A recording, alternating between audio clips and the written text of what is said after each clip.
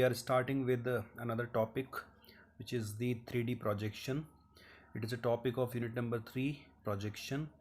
A lot of questions always has been asked in the examination. It's a theoretical topic, but for exam point of view, it's a very important topic.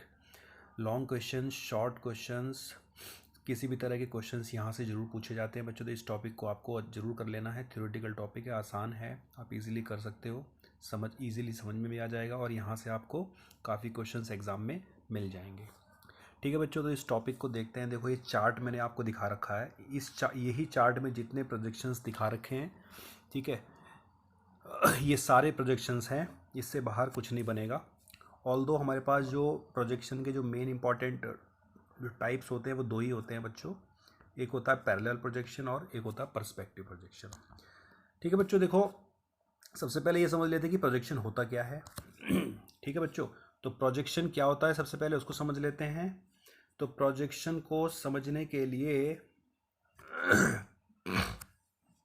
हम इसकी definition पढ़ते हैं। पहले definition क्या कही जाती है? Projection, 3D projection की डेफिनेशन होती है बच्चों, किसी भी ऑब्जेक्ट, ऐसी object which is available in 3D environment और आप उसको 2D एनवायरनमेंट में डिस्प्ले करना चाहते हो। This process is called as projection.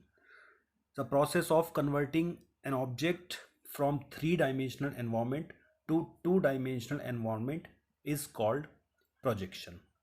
ठीक है बच्चों, तो प्रोजेक्शन का ये हमारा डेफिनेशन हो गया। अब प्रोजेक्शन के हमारे पास जो मेनली है दो टाइप होते हैं। एक तो होता है बच्चों पैरेलल प्रोजेक्शन और एक होता है बच्चों perspective projection. Parallel projection and perspective projection.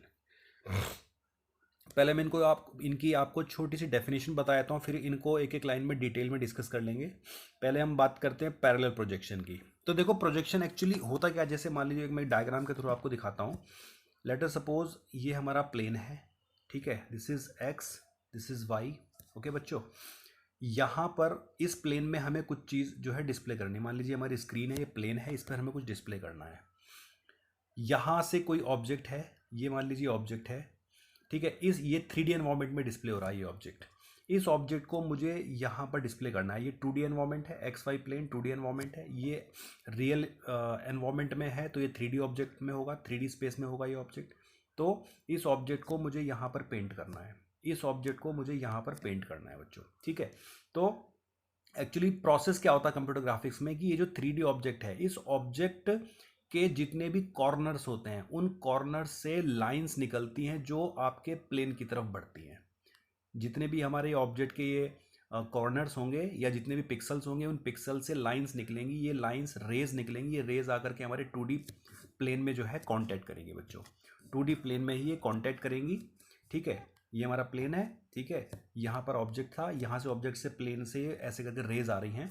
ये रेज आकर के हमारे प्लेन में जहाँ कांटेक्ट करती हैं उन पॉइंट्स को ऑब्जर्व कर लिया जाता है, उन पॉइंट्स को आपस में मिला दिया जाता है। तो ऐसे करके एक 3D ऑब्जेक्ट यहाँ पर 2D ऑब्जेक्ट में कन्वर्ट होती है।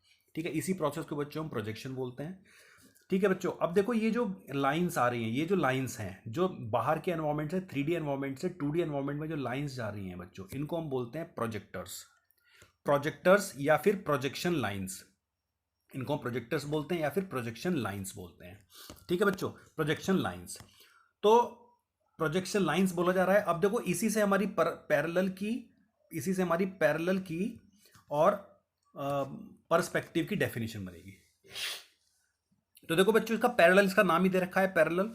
तो पैरेलल प्रोजेक्शन वो होता है बच्चों जिसमें जो हमारे प्रोजेक्टर्स होते हैं वो एक दूसरे के पैरेलल होते हैं। जैसे मैंने बताया था, ये हमारा ऑब्जेक्ट है 3D ऑब्जेक्ट, ये हमारा प्लेन है। ओके, ये प्लेन है, ये ऑब्जेक्ट है। देखो यहाँ से देखो लाइंस आ रही हैं, तो ये जो लाइंस आएंगी, ये जो लाइंस होंगी, इन लाइंस को हम बोलते हैं बच्चों प्रोजेक्टर्स या फिर प्रोजेक्शन लाइंस।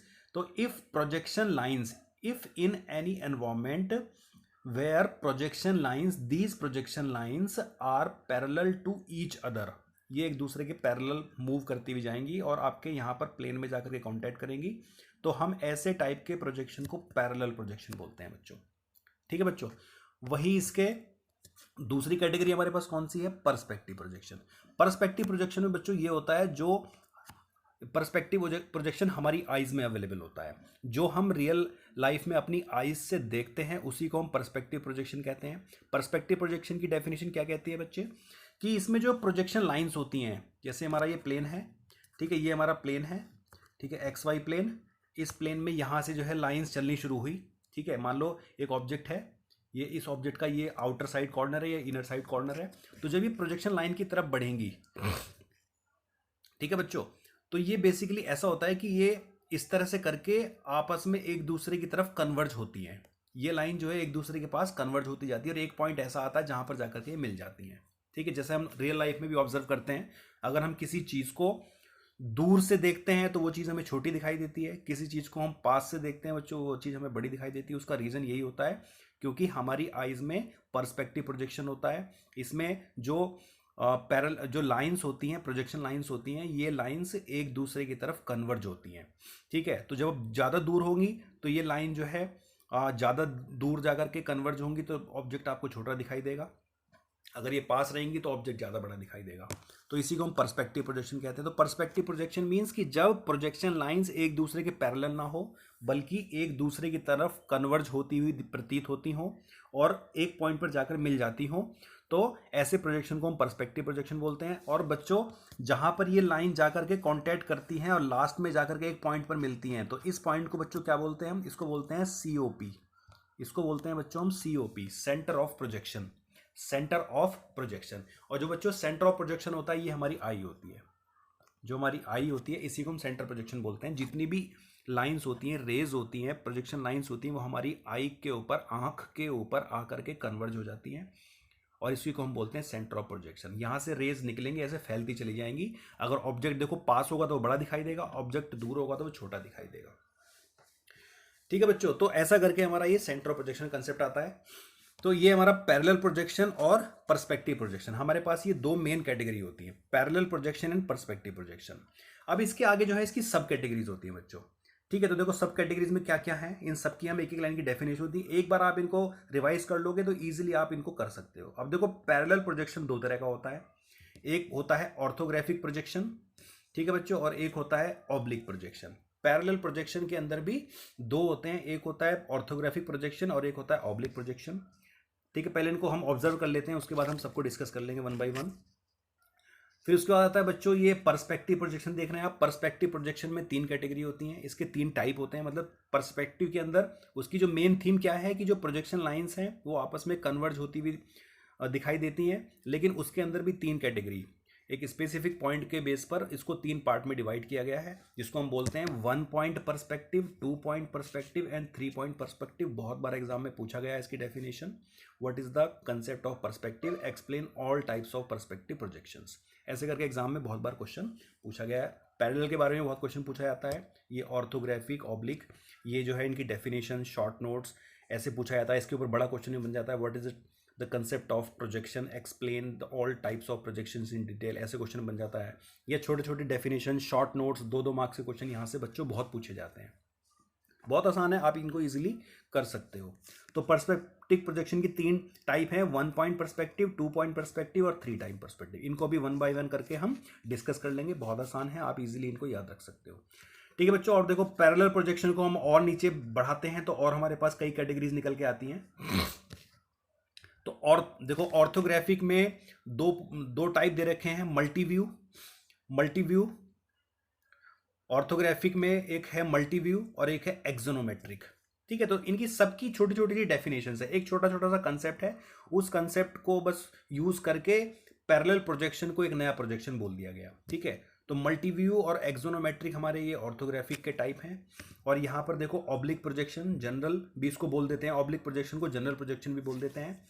और ऑब्लिक प्रोजेक्शन की हमारे पास दो कैटेगरी हैं, एक कैवेलियर है और एक कैबिनर है, कैवेलियर एंड कैबिनर। तो ये दो हो गए, ठीक है बच्चों। और एक्सोनोमेट्रिक फिर आगे तीन पार्ट में डिवाइड किया गया, आइसोमेट्रिक, डायमेट्रिक, ट्राइमेट्रिक, ठीक है। दिखने में हमें लग रहा है कि बहुत बड़ा सा चार्ट है, लेकिन आप इनकी डेफिनेशंस आप देखोगे तो बहुत आसानी से आप इनको याद रख सकते हो, ठीक है बच्चों। तो इनको जो है वन बाय वन करके इनको हम सॉल्व करने की कोशिश करते हैं, जो वन बाय वन करके इनको डिस्कस करते हैं। स्टार्ट कर रहे हैं हम पर्सपेक्टिव प्रोजेक्शन से। सो पर्सपेक्टिव प्रोजेक्शन की डेफिनेशन मैंने आपको अभी बताई कि जब 3D एनवायरनमेंट में जो ऑब्जेक्ट रखा हुआ है उसके पिक्सल से, पॉइंट से, कॉर्नर से जो लाइंस चलती हैं, रेज निकलती हैं, जिनको हम प्रोजेक्शन लाइंस बोलते हैं। ये lines 2D plane, XY plane, जो भी हमारा व्यूइंग प्लेन है, उसकी तरफ बढ़ती हैं। जब जाकर के वहाँ ये कॉन्टैक्ट करती हैं तो इसी को हम प्रोजेक्शन बोल देते हैं। और जब ये लाइंस एक दूसरे की तरफ कन्वर्ज होती हुई दिखाई देती है तो उसको पर्सपेक्टिव प्रोजेक्शन बोलते हैं बच्चों। तो पर्सपेक्टिव प्रोजेक्शन में आप देख रहे हो कि ये 3 कैटेगरी बताई गई हैं, 1 point, 1 point, 2 point and 3 point. तो बच्चों इसके पीछे एक कंसेप्ट है, एक टॉपिक है, एक छोटा सा और डेफिनेशन है जिसको हम बोलते हैं vanishing point. Vanishing point, vanishing point.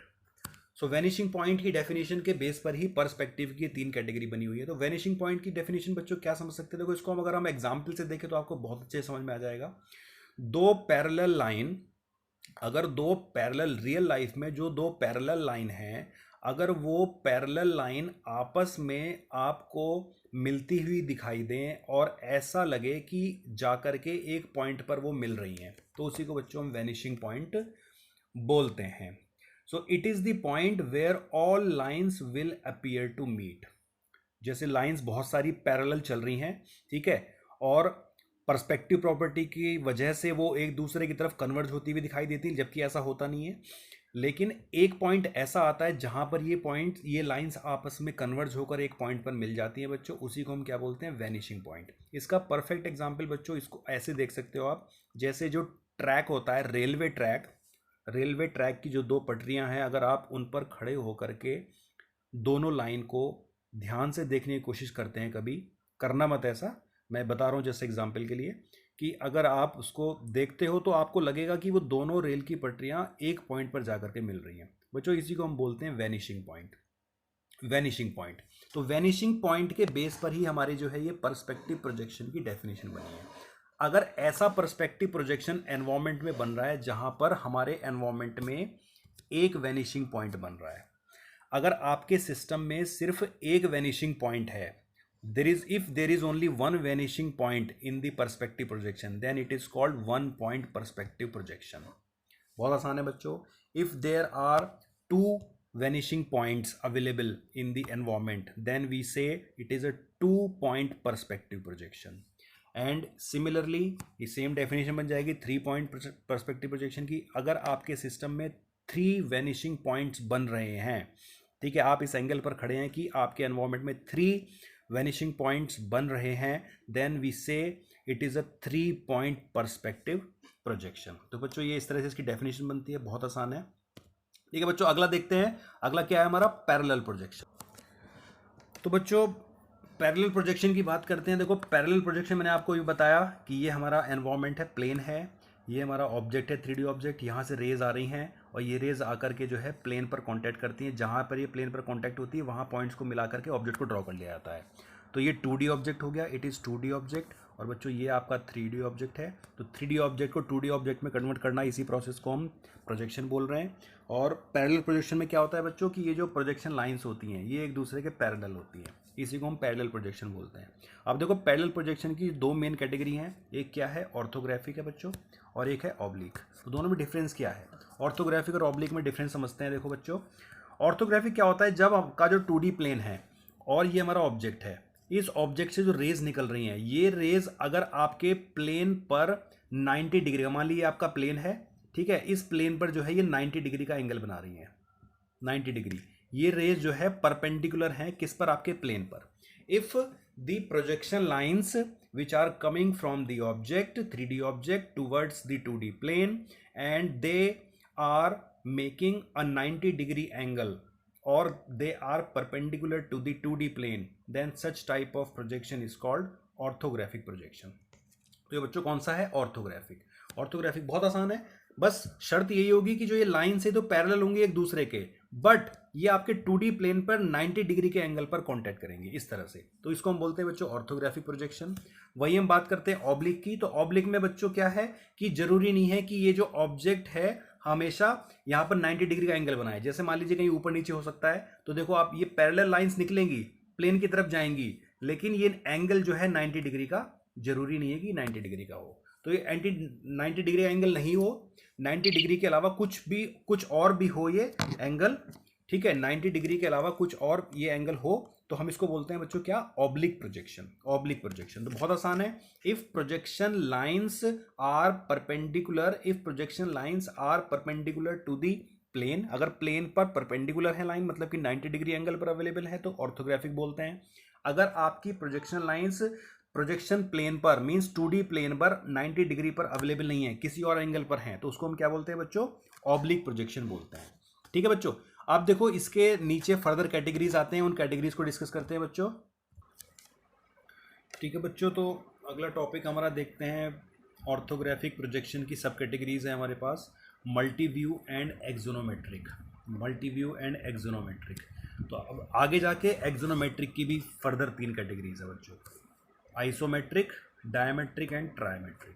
ठीक है, तो मल्टी व्यू, देखो मल्टी व्यू इतना इंपॉर्टेंट नहीं है, एक्सोनोमेट्रिक भी इतना इंपॉर्टेंट नहीं है, एग्जाम में इसके बारे में नहीं पूछा था, लेकिन आइसोमेट्रिक, डायमेट्रिक, ट्रायमेट्रिक ये टर्म्स यूज़ किए जाते हैं।